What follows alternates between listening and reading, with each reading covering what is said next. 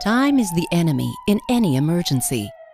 You can help emergency responders get to the scene as quickly as possible by following the rules of the road. When an ambulance, police car, or fire truck is behind you with their lights and siren activated, clear the intersection.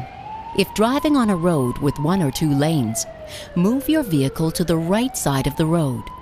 Remember to use your turn signal.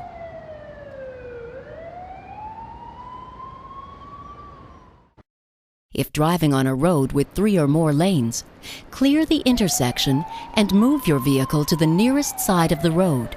Remember to use your turn signal. When in the center lane, drive your vehicle to the right side of the road.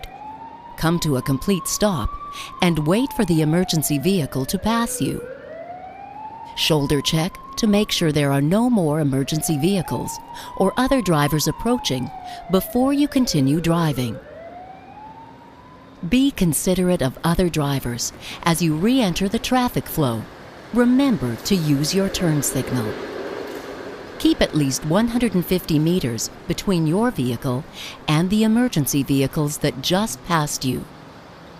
Thanks for following the rules of the road and helping emergency responders get to the scene as quickly as possible.